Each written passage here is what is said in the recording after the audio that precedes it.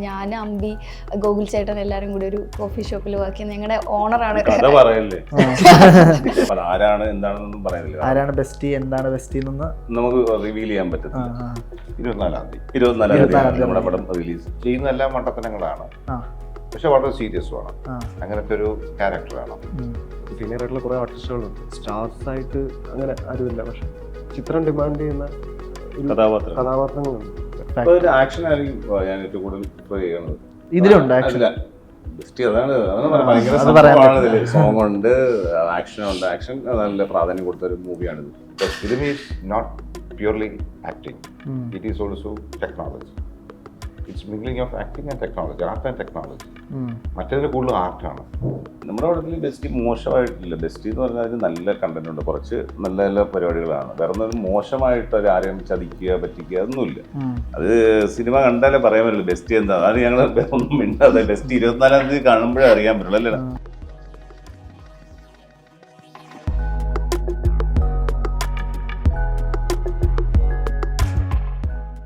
Bestie എന്ന സിനിമയുടെ ടീമാണ് ദ ക്യൂ സ്റ്റുഡിയോ അഭിമുഖത്തിൽ ഗോകുലൻ, അമ്പി, സുധീർ കരമന, അഷ്കർ സൗദാൻ, ശ്രിയ 5 പേരുമാണ് ക്യൂ സ്റ്റുഡിയോ അഭിമുഖത്തിലുള്ളത്. നമസ്കാരം. നമസ്കാരം. ഇപ്പോൾ സിനിമയെക്കുറിച്ച് 2 പാർട്ടുകൾ മാത്രമാണ് പുറത്ത് വിട്ടൊരു മെറ്റീരിയൽ എന്ന് പറയുന്നത്. അല്ലാതെ നിങ്ങളുടെ ഒരു കോളേജ് പ്രൊമോഷൻ്റെ കുറച്ച് ഇവൻറ്റ് വീഡിയോസ് മാത്രമാണ്. എന്താണ് സിനിമയെക്കുറിച്ച് ബാക്കി കാര്യങ്ങൾ അറിയാത്തതുകൊണ്ടാണ് സിനിമയെക്കുറിച്ച് എന്താണ് ഓരോരുത്തർക്കും പറയാനുള്ളത്? ഡയറക്ടർ പറഞ്ഞ പോലെ തന്നെ, കാരണം ഒരു ഫാമിലിയിലേക്കൊരു ബെസ്റ്റ് കടന്നു ചെല്ലുന്നു, ഒരാൾ കടന്നു ചെല്ലുന്നു. അപ്പം അതാണ് ഇതിന്റെ മെയിൻ ത്രെഡ് എന്ന് പറയാം. അപ്പം അത് ആരാണ് എന്താണെന്നൊന്നും പറയുന്നില്ല. ആരാണ് ബെസ്റ്റി, എന്താണ് ബെസ്റ്റി എന്നൊന്ന് നമുക്ക് റിവീൽ ചെയ്യാൻ പറ്റത്തില്ല. 24-ാം തീയതി 24-ാം തീയതി നമ്മുടെ പടം റിലീസ്. നമ്മുടെ ടീസർ ഇപ്പോൾ ഇറങ്ങി തോന്നുന്നു. ഇപ്പൊ ഇറങ്ങി, ടീസർ ഇറങ്ങി. കഥാപാത്രത്തെ പറ്റി പറയാൻ പറ്റുമോ? സുധീറിന്റെ കഥാപാത്രം. എൻ്റെ കഥാപാത്രം എന്ന് വെച്ചാൽ സിദ്ദി കോയക്ക എന്ന് പറയുന്ന ഒരു ക്യാരക്ടറാണ്. വളരെ അത് ഇവരിൽ ആരെങ്കിലും ആയിട്ട് ലിങ്ക് ചെയ്ത ഒരു ക്യാരക്ടറാണോ? ആരുടെങ്കിലും ലിങ്ക് ചെയ്ത ക്യാരക്ടറാണ്. ഇവരായിട്ടൊക്കെ ലിങ്ക് ഉള്ള ക്യാരക്ടർ തന്നെയാണ്. ലിങ്ക് എന്ന് പറയുമ്പോഴത്തേക്ക് ആ വീട്ടിനകത്തുള്ള ആളാണ് ഞാൻ. ആ വീട്ടിനകത്തുള്ള ആളാണ്. അപ്പൊ അങ്ങനെ ലിങ്ക് ഉള്ള വളരെ ശക്തമായ ലിങ്ക് വരുന്ന ഒരു ക്യാരക്ടറാണ് സിദ്ദി കോയക്ക എന്ന ക്യാരക്ടറാണ്. ചെയ്യുന്ന എല്ലാ മണ്ടത്തനങ്ങളാണ്, പക്ഷെ വളരെ സീരിയസുമാണ്. അങ്ങനത്തെ ഒരു ക്യാരക്ടറാണ്.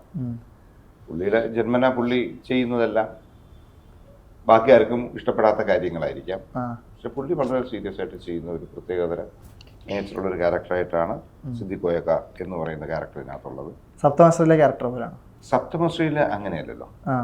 സപ്തമശ്രീയിലെ ക്യാരക്ടർ എന്ന് വെച്ചാൽ കിളിപോയൊരു, അത് മദ്യപാനിയാണോ എന്ന് ചോദിച്ചാൽ മദ്യപാനിയല്ല, എന്നാല് തലയ്ക്ക് കുഴപ്പമുള്ള ആളാണെന്ന് ചോദിച്ചാൽ അതല്ല. ഇതിന്റെ രണ്ടിന്റെ ഇടയിൽ വരുന്ന ഒരു ക്യാരക്ടറായിരുന്നു സപ്തമശ്രീയിൽ വരുന്നത്. ഇതങ്ങനെയല്ല. ഇത് വളരെ പുള്ളി ഇന്റൻഷനലി പുള്ളി വളരെ സ്ട്രോങ് ആയിട്ടാണ് പുള്ളി വിചാരിച്ചിരിക്കുന്നത്, പക്ഷെ ചെയ്യുന്നതെല്ലാം മണ്ടത്തനങ്ങൾ. അവൻ സാധ്യതയുള്ള കഥാപാത്രമാണ്.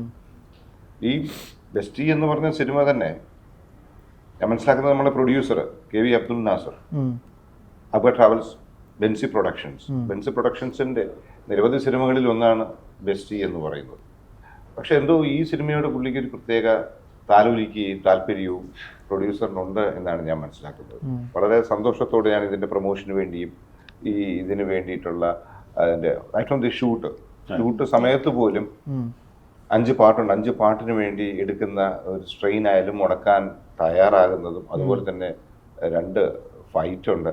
ആ ഫൈറ്റിന് ഏറ്റവും നല്ല ഫൈറ്റ് മാസ്റ്ററെ കൊണ്ടുവന്ന് ചെയ്യിക്കാനും ഇപ്പൊ നല്ല രീതിയിൽ ഈ സിനിമയുടെ, അതുമാത്രമല്ല എനിക്ക് തോന്നുന്നു ഈ കഥയുടെ തുടക്കം മുതൽ ഡയറക്ടർ പറയുന്നുണ്ട് പ്രൊഡ്യൂസറാണ് ഇതിന്റെ ആദ്യം ഇതിവൃത്തത്തിൽ കൈവയ്ക്കുന്നതെന്ന് പറഞ്ഞത്. അപ്പൊ അത്രയ്ക്കും താല്പര്യത്തോടെയാണ് ഈ സിനിമ പുറത്തു വരുന്നത്. അതിൻ്റെ ഒരു ആങ്സൈറ്റി, ഹാപ്പിനെസ് എല്ലാം നമുക്കുണ്ട്. നമ്മളെല്ലാവരും ഒന്നിച്ചൊരു ജേർണി ആയിട്ട് തന്നെയാണ് ഇതിനെ കാണുന്നത്. 5 ലൊക്കേഷൻ, ഒരുപാട് ലൊക്കേഷൻസ് ഉണ്ട്. കുളു മണാലി ഉണ്ട്, മുരുടേശ്വർ ഉണ്ട്, ബോംബെ ഉണ്ട്, പൊന്നാനി ഉണ്ട്, കേരളത്തിൽ വേറെ പല സ്ഥലങ്ങളുണ്ട്. ഇതൊക്കെ ഒരുപാട് നല്ല പ്രൊഡക്ഷൻ ഉള്ള ഒരു സിനിമയാണ്. നന്നായിട്ട് വരും. അടിപൊളി. അമ്പി, ഇപ്പോൾ അവസാനത്തെ റിലീസ് എന്ന് പറഞ്ഞാൽ ഭയങ്കര OTT വന്നപ്പോൾ ഭയങ്കര ഇതായ കൽബ് എന്ന സിനിമയായിരുന്നു. പാട്ടുകളൊക്കെ ഭയങ്കരമായിട്ട് എവിടെ യൂട്യൂബ് ഷോർട്സ് തുറന്നാലും കൽബാണ് കാണുന്നത് എന്നുള്ള രീതിയായിരുന്നു. എങ്ങനെയാണ് ഇപ്പോൾ കൽബ് കഴിഞ്ഞിട്ടുള്ളൊരു മാനസികാവസ്ഥ എന്താണ് ഈ സിനിമയിലേക്ക് എത്തുമ്പോൾ? കൽബ് കഴിഞ്ഞിട്ട് ഞാൻ ചെയ്ത പടമാണ് ഇൻഡസ്ട്രി. ഷൂട്ടിലും അങ്ങനെ തന്നെയായിരുന്നു അല്ലേ? അല്ലല്ല, ഷൂട്ട് കഴിഞ്ഞിട്ട് അതിൻ്റെ ഇടയ്ക്ക് എനിക്ക് ബാംഗ്ലൂർ പ്ലേ ഉണ്ടായിരുന്നു, തിയേറ്റർ പ്ലേ ഉണ്ടായിരുന്നു. അത് കഴിഞ്ഞിട്ടാണ് ഇതിലേക്ക് ജോയിൻ ചെയ്തത്. കൽബ് സന്തോഷം എന്താണെന്ന് വെച്ച് കഴിഞ്ഞാൽ തിയേറ്ററിൽ ആരും കണ്ടില്ല. OTT-ലേക്ക് വന്നു കഴിഞ്ഞപ്പോൾ പല സ്ഥലത്തു നിന്നുള്ള പല ഭാഷയിലുള്ള ആളുകൾ മൾട്ടി ലാംഗ്വേജ് ഒക്കെ ആയി കഴിഞ്ഞപ്പോഴത്തേക്ക് ആളുകൾ മെസ്സേജ് അയക്കുന്നുണ്ട്. അതെന്നെ വളരെ സന്തോഷം. ഇതിന് ആ അവസ്ഥ വരരുതെന്നാണ് നമുക്ക് വിനീതമായ അഭ്യർത്ഥന. തിയേറ്ററിൽ കാണുക എന്ന് പറയുന്നത് ഇപ്പോഴും പലരും ചോദിക്കുന്ന ആ പടം ഒന്നുകൂടെ തിയേറ്ററിൽ റിലീസ് ചെയ്യാൻ പറ്റുമോ എന്ന് പേഴ്സണലി ചോദിക്കുന്നുണ്ട്. പല നല്ല സിനിമകളും തിയേറ്ററിൽ നിന്ന് OTT വന്നതിന് ശേഷമാണ്. ഭരതനാട്യം സൈജിച്ചേട്ടൻ്റെ പടമായാലും. അപ്പം ഇതിൻ്റെ അകത്ത് എല്ലാ പ്രേക്ഷകരോട് പറയാനുള്ളത്, സീനിയർ ആയിട്ടുള്ള കുറേ ആർട്ടിസ്റ്റുകളുണ്ട്, സ്റ്റാർസ് ആയിട്ട് അങ്ങനെ ആരുമില്ല, പക്ഷെ ചിത്രം ഡിമാൻഡ് ചെയ്യുന്ന ഒരു കഥാപാത്രങ്ങളുണ്ട്. അപ്പൊ എല്ലാ പ്രേക്ഷകരോടും 24-ാം തീയതി വന്ന് കാണുക, ഞങ്ങളെ പോലുള്ളവരെ സപ്പോർട്ട് ചെയ്യുക എന്നുള്ളതാണ്. ശ്രീയുടെ പേഴ്സണൽ എക്സൈറ്റ്മെന്റ് എന്താ? ക്യാരക്ടറും പേഴ്സണൽ ഈ സിനിമയും ക്യാരക്ടറും രണ്ടും. ഇതിൽ ഞാനൊരു ഹീറോയിൻ്റെ ഫ്രണ്ടായിട്ടാണ് വരുന്നത്. ഞാൻ, അമ്പി, ഗോകുൽ ചേട്ടൻ എല്ലാവരും കൂടി ഒരു കോഫി ഷോപ്പിൽ വർക്ക് ചെയ്യുന്നത്. ഞങ്ങളുടെ ഓണറാണ്. കഥ പറയല്ലേ, കോഫി ഷോപ്പിൽ വർക്ക് ചെയ്യുന്നു. അപ്പൊ വീട്ടിലെ പരിപാടി എന്താണ്? കോഫി ഷോപ്പ് ഉണ്ട്, കുറെ പരിപാടിയുണ്ട് പറഞ്ഞു. അങ്ങനെ ഒരു ഇതിൽ പോകുന്നൊരു നല്ല ഫ്രണ്ട്ഷിപ്പിൻ്റെ ഇതിൽ പോകുന്നൊരു കഥാപാത്രമാണ് ഞാൻ. ഇതുവരെ ഇങ്ങനെ ഒരു ഫ്രണ്ട്ഷിപ്പ് ക്യാരക്ടർ ചെയ്തിട്ടില്ല. വളരെ സന്തോഷം ഇങ്ങനെ ഒരു മൂവി വന്നതിൽ, പ്രത്യേകിച്ച് ബെൻസി പ്രൊഡക്ഷൻ്റെ ബാനറിൽ. ഈ പ്രൊഡക്ഷൻ്റെ കാര്യം പറയുമ്പോൾ മുന്നേ നമ്മൾ സംസാരിച്ചത് മറ്റേ DNA എന്ന സിനിമയിൽ സംസാരിച്ചപ്പോൾ പറഞ്ഞത് അതിൽ ഫൈറ്റ് ചെയ്യാൻ പറ്റി എന്നുള്ളൊരു കിക്ക് ഫാക്ടർ ആയിരുന്നു ആ സിനിമയുടെ എക്സൈറ്റ്മെന്റ്. ആ രീതിയിൽ ഈ സിനിമയിലേക്ക് വന്ന എന്തായിരിക്കും ഒരു കിക്ക് ഫാക്ടർ? ആക്ഷൻ ആയിരിക്കും ഞാൻ ഏറ്റവും കൂടുതൽ പ്രിഫർ ചെയ്യുന്നത്. ഇതിലുണ്ട് ആക്ഷൻ, സോങ് ഉണ്ട്, ആക്ഷൻ ഉണ്ട്. ആക്ഷൻ നല്ല പ്രാധാന്യം കൊടുത്ത ഒരു മൂവിയാണിത്. ബെസ്റ്റ് ആക്ഷനും ഉണ്ട്. ഫീനിക്സ് പ്രഭു ടർബോ സിനിമ കഴിഞ്ഞിട്ട് അദ്ദേഹം ജോയിൻ ചെയ്തത് നമ്മുടെ പടത്തിൽ. അപ്പൊ ടർബോയുടെ ഫൈറ്റ് ഏത് ലെവലിലാണ് മമ്മൂക്കനെ വെച്ച് ചെയ്തത് ഞങ്ങൾക്കറിയാം. അതായത് അതെ അറിയാമല്ലോ. അപ്പൊ അതിന്റെ വേറെ ലെവലിൽ എന്നെ കൊണ്ട് അദ്ദേഹം ചെയ്യിപ്പിച്ചു. എനിക്ക് ചെയ്യാൻ പറ്റി. കാരണം എന്റെ DNA എന്ന് പറഞ്ഞ മൂവി നമ്മുടെ പ്രൊഡക്ഷൻ തന്നെയായിരുന്നു. അതിൽ 5 ഫൈറ്റ് മാസ്റ്റേഴ്സ് ആയിരുന്നു അല്ലേ, അറിയാമല്ലോ. അപ്പൊ ഇതിൽ ഫീനിക്സ് പ്രഭു അത് വേറെ ലെവലിൽ എന്നെ കൊണ്ട് ചെയ്യിപ്പിച്ചു. എനിക്ക് ചെയ്യാൻ പറ്റി. മൂന്ന് ഫൈറ്റ് ഉണ്ട്. മൂന്ന് ഫൈറ്റ് അത് വേറെ ലെവലിൽ വന്നിട്ടുണ്ട്. അത് ബെസ്റ്റി എന്ന് പറയുന്ന ഫ്രണ്ട്ഷിപ്പ് മാത്രമല്ല, ഇതിൽ വേറെ കുറെ പരിപാടികളുണ്ട്. അതൊരു സസ്പെൻസ് ത്രില്ലറെന്നും കൂടെ പറയാം. ഗോവിന്ദ് ചേട്ടാ, ഇപ്പൊ ഈ തിയേറ്റർ സ്പേസിൽ നിന്നും കൂടെ വരുന്നൊരു ആക്ടർ ആയതുകൊണ്ട് ചോദിക്കുക, ഇപ്പൊ ഈ കൂട്ടത്തിലെടുത്താൽ തന്നെ തിയേറ്റർ സ്പേസിൽ നിന്ന് വരുന്ന 2-3 ആക്ടേഴ്സ് ഉണ്ട്. അത് എന്നെക്കാൾ കൂടുതൽ എക്സ്പീരിയൻസ് ഉള്ള സുധീരേട്ടനായിരിക്കും.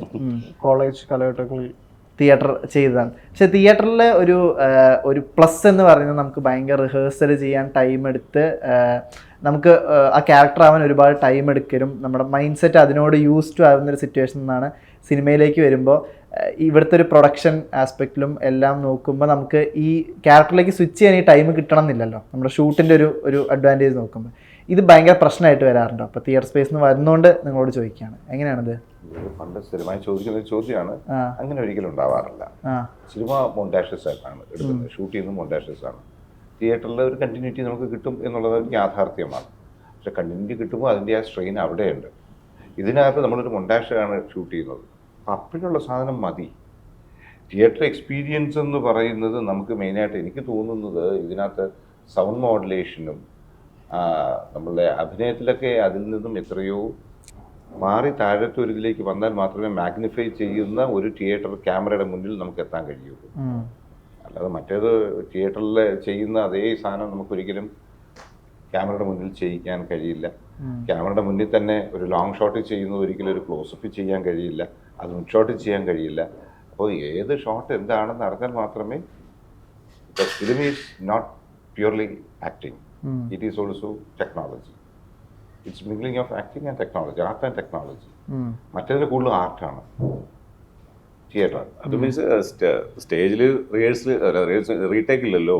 നമുക്ക് സിനിമയിൽ റീടേക്ക് ചെയ്യാം, എങ്കിലും അതിന്റെ സ്റ്റേജ് പരിപാടികളുണ്ടല്ലോ. നാടകം കളിക്കുക എന്ന് പറഞ്ഞാൽ വലിയ പരിപാടിയാണ്. അതിൻ്റെ ഓരോ നീക്കങ്ങളും കാര്യങ്ങളും ഒക്കെ ഉണ്ട്. സീനിയറാണ് അല്ലേ? ഇത് പണ്ട് സ്ഥിരമായി വന്നുകൊണ്ടിരുന്ന, കാരണം ഒരുപാട് വലിയ വലിയ നടന്മാർ നമ്മളുടെ മലയാള ഫിലിം ഇൻഡസ്ട്രിയിലായാലും ഇന്ത്യൻ ഇൻഡസ്ട്രിയിലായാലും നാടക സ്റ്റേജിൽ നിന്നും വന്നവരാണ്. അന്ന് പണ്ടൊക്കെ ഞാൻ കൊച്ചിലെ ഏറ്റവും കൂടുതൽ കേട്ടിട്ടുള്ള ചോദ്യവും അതിന്റെ ഉത്തരവും ഇത് തന്നെയാണ്. ഈ വ്യത്യാസം എങ്ങനെയാണ്? ഇതെങ്ങനെയാണ്, what is the difference between theatre and film എന്നുള്ളത്. എനിക്ക് തോന്നിയ കാര്യം ബേസിക്കലി ഇത് രണ്ടും ആക്ടിംഗ് ആണ്, പക്ഷെ ഇത് രണ്ടും രണ്ട് ആർട്ട് ഫോമാണ്, രണ്ട് കലാരൂപങ്ങളാണ്. നാടകം വേറൊരു കലാരൂപം, സിനിമ വേറൊരു കലാരൂപം, രണ്ടും ബേസിക്കലി ആക്ടിങ് തന്നെയാണ്. ഉദാഹരണത്തിന് ചവിട്ട് നാടകം എന്ന് പറഞ്ഞ ഒരു നാടകത്തിന്റെ ഒരു ഫോമാണ്. അത് തന്നെ ആവണമെന്നില്ല ഒരു അമേച്വർ നാടകം, അത് തന്നെ ആവണമെന്നില്ല ഒരു പ്രൊഫഷണൽ നാടകം. എല്ലാത്തിനുമുള്ള അഭിനയത്തിൽ തന്നെ അതിനകത്ത് തന്നെയുള്ള വേരിയേഷൻസ് ഉണ്ട്. തെയ്യം എന്ന് പറയുന്നത് ഒരു ഡ്രാമ ഡാൻസ് ഫോമാണ്, ബേസിക്കലി ആക്ടിങ് തന്നെയാണ്. ഇപ്പൊ കഥകളി ആണെങ്കിലും കൂടിയാട്ടമാണെങ്കിലും ബേസിക്കലി ഇതെല്ലാം ആക്ടിങ് ആണ്, പക്ഷെ അതിന്റെ പ്രസന്റേഷൻ രീതി വ്യത്യാസപ്പെട്ടിരിക്കും. അതുപോലെ തന്നെ സിനിമയിലെ അഭിനയവും നാടകത്തിലെ അഭിനയവും വ്യത്യാസമുണ്ട്. ആ രീതിയിൽ നോക്കുകയാണെങ്കിൽ ഇപ്പോൾ പണ്ടൊക്കെ ഈ അഭിനയ മോഹം കൊണ്ട് നടക്കുന്ന ആളുകൾ സ്ഥിരമായിട്ട് ഞാൻ തന്നെ കേട്ടിട്ടുണ്ട് കുറേ പേര്. ഓക്കെ, നമുക്ക് സിനിമ അഭിനയം നമുക്ക് ചിലപ്പോൾ പറ്റണമെന്നില്ല, ഐ മീൻ സിനിമ അഭിനയം പെട്ടെന്ന് എൻ്റർ ചെയ്യാൻ പറ്റണമെന്നില്ല, അപ്പോൾ നമുക്ക് തിയേറ്റർ അതിൽ കൈവയ്ക്കുന്ന ഒരുപാട് ആളുകളെ കണ്ടിട്ടുണ്ട്. ഈ കാലത്തിൽ വന്നാൽ സിനിമ മോഹിക്കുന്ന എല്ലാവരും ചെയ്യുന്ന ഒരേ പ്രോസസ്സാണ് നമ്മുടെ ഈ സോഷ്യൽ മീഡിയയിൽ ഭയങ്കര റീൽസ് ഫോളോ ചെയ്യുക എന്നുള്ള ആ ഒരു ഫോർമാറ്റ്. ഭയങ്കര അത് തന്നെ ഒരു ഇൻഡസ്ട്രിയായി മാറുന്നു. സോഷ്യൽ മീഡിയ ഇത് സെലിബ്രിറ്റീസ് അതിൽ നിന്നുണ്ടാകുന്നു. സിനിമ പോലും ഈ ഇൻസ്റ്റഗ്രാമിൽ നിന്നും ഇവിടെ നിന്നും ആക്ടേഴ്സിനെ എടുക്കുന്നു എന്നുള്ള സംഗതിയൊക്കെ വരുന്നു. നിങ്ങൾ ഈ സോഷ്യൽ മീഡിയയിലുള്ള ഈ സെലിബ്രിറ്റി ഈ സംഗതിയൊക്കെ ഫോളോ ചെയ്യുന്ന ഒരു തരത്തിലാണോ പോകുന്നത്? ഇപ്പോൾ സുധീരേട്ടനൊക്കെ എങ്ങനെയായിരിക്കും? റീൽസ് കാണാറുണ്ട്. ബിക്കോസ് ഏറ്റവും കൊച്ചു ക്ലാസ്സിൽ LKG മുതൽ അങ്ങറ്റം വരെയുള്ള കലാരൂപത്തിൻ്റെ എന്നും ആസ്വദിക്കുക എന്നുള്ളത് നമുക്ക് ഏറ്റവും ഇഷ്ടമുള്ളൊരു കാര്യമാണ്. അതുകൊണ്ട് നമ്മളതെല്ലാം കാണും. എന്ന് വെച്ചാൽ റീൽസിൽ ചെയ്യുന്നവരെല്ലാവരും സംവിധായകർ കൊണ്ടുവന്നു കഴിഞ്ഞാൽ ഒറ്റ ഷോട്ടിൽ ഓക്കെ ആകുമെന്നോ, ഒരു ദിവസം കൊണ്ട് ഓക്കെ ആകുമെന്നോ, ഒരു മാസം ഓക്കെ ആകുമെന്നോ പ്രതീക്ഷയില്ല. അങ്ങനെയൊന്നും ഒരിക്കലും പ്രതീക്ഷിക്കാൻ പറ്റില്ല. ഈ ക്യാമറ എന്ന് പറയുന്ന സാധനം ഓൺ ചെയ്ത് കഴിയുമ്പോൾ ഉണ്ടാകുന്ന മാനസികാവസ്ഥ എന്ന് പറയുന്നത് എൻറ്റയർലി ഡിഫറെൻ്റ് ആണ്.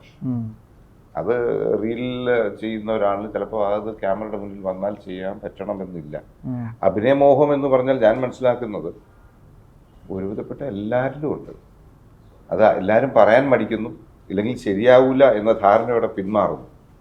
അല്ലെങ്കിൽ 90% പേർക്കും ക്യാമറയുടെ മുന്നിൽ പെർഫോം ചെയ്യാൻ താല്പര്യമുള്ളവർ തന്നെയാണ്. അല്ലെന്ന് പറയാൻ പറ്റില്ല. ബിക്കോസ് എല്ലാവരും അവരുടെ മുഖം കാണിക്കുവാനോ അല്ലെങ്കിൽ അവരുടെ കഴിവെന്തെങ്കിലും പുറത്ത് കൊണ്ടുവരുവാനോ എന്തിനാ? ഇവൻ directors like to be in front of camera, cameraman like to be in front of camera.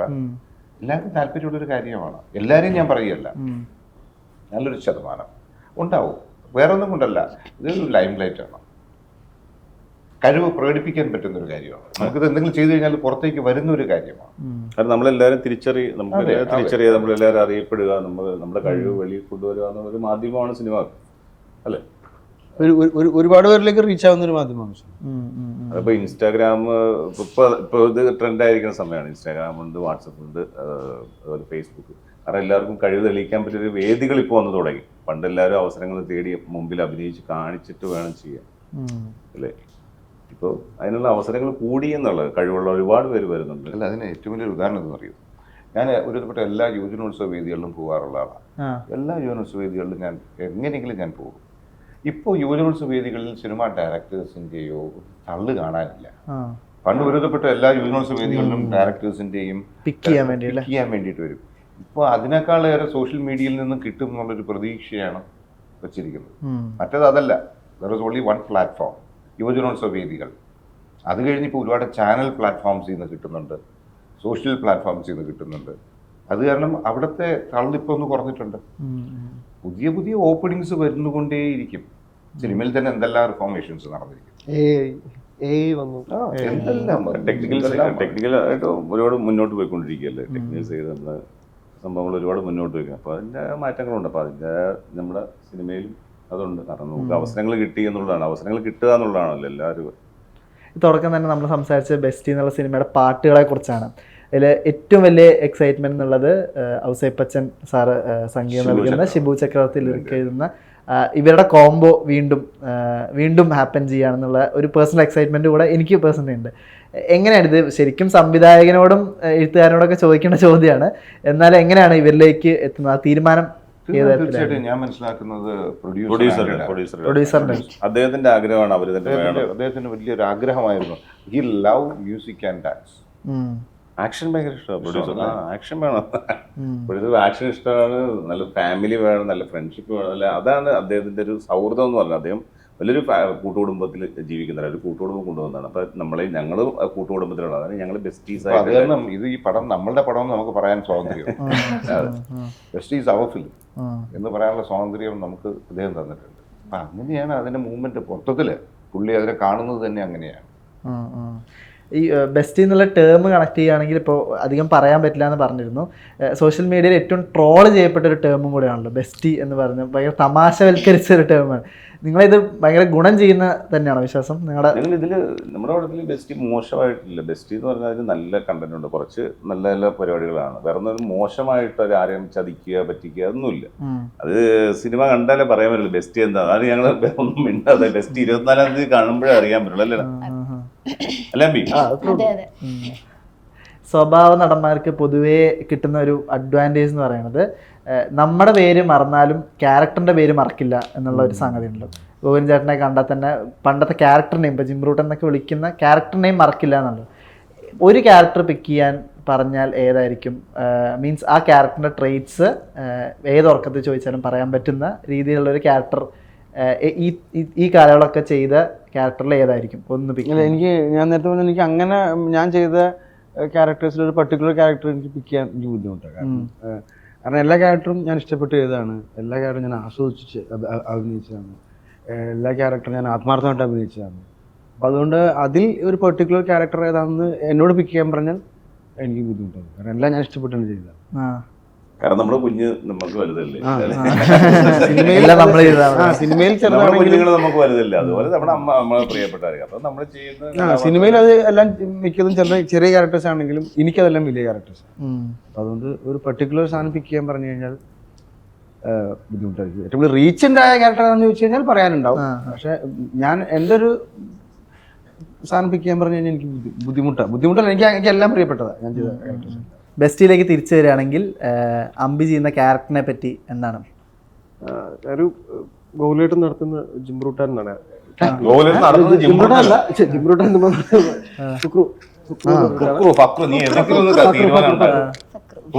എന്താ ഒരു കോഫി ഷോപ്പിന്റെ ഓണറാണ്. അതും പറഞ്ഞു ഈ കഥ മൊത്തം പറയുന്നില്ല. അത് പറയാൻ പറ്റാവുന്ന തോന്നുന്നു. ഞാൻ ഒരു ജോലിക്കാരനാണ്. പടം കണ്ടു കഴിയുമ്പോഴത്തേക്ക്